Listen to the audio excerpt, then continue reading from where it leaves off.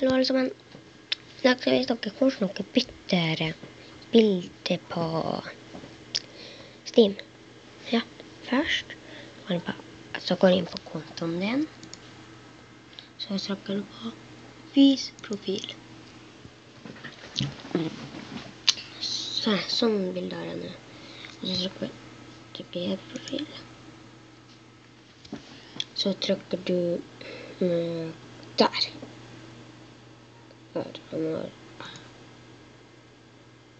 Ja, da kan du.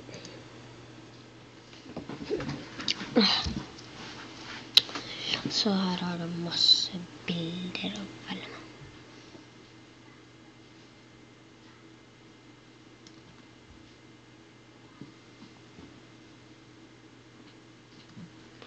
Hvis dere har lyst til å holde på Team Fortress, så kan vi noen.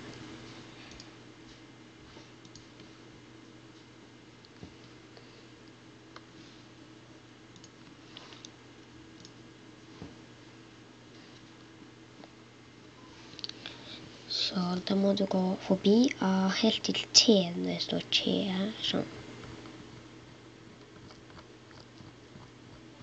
Det fortsatt bare. Fortsatt bare.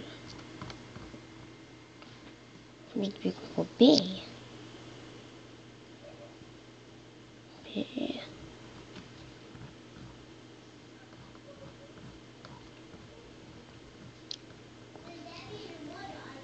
Vi kommer på C.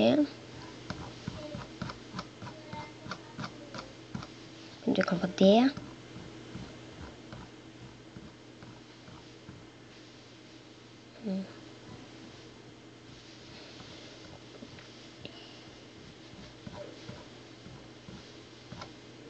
Så kommer vi på E. Nå kommer vi på F. Så ikke så langt igjen. Kommer vi på T. Så kommer vi på G. Så green.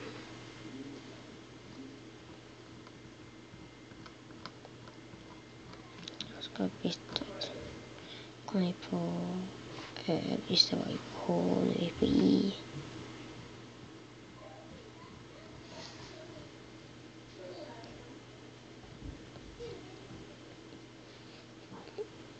Nå er vi på J. Nå er vi på K. Med Killer Flow.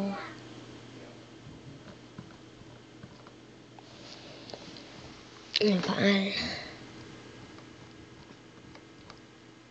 Logout. Når jeg spiller rad.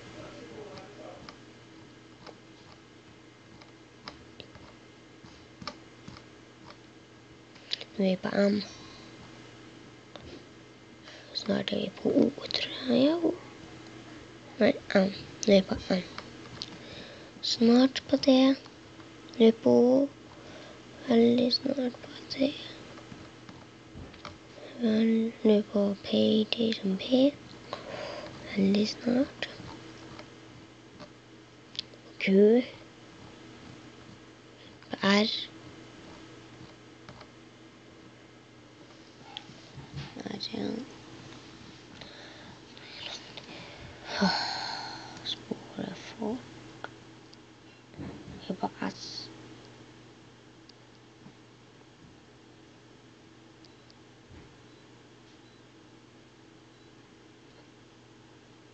Ja, ok. Nå er vi på T. Vi er på T. Her har vi Team Fortress. Og så under så står det noe sånn 27 bilder står det her. Så har vi masse bilder. Sånn der, ja. Og se på det. Åh, da er den så kule. Jeg har lyst til å ta med deg. Sånn der. Ikke på den, så søker du på Save. Koster ingenting. Og så har du det. Så. Nå skal jeg bare bytte navn.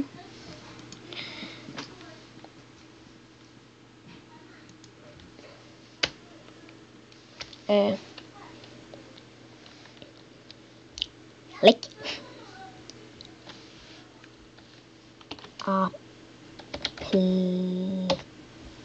Applix. Ja. Stopp. Ja, det sånne biter.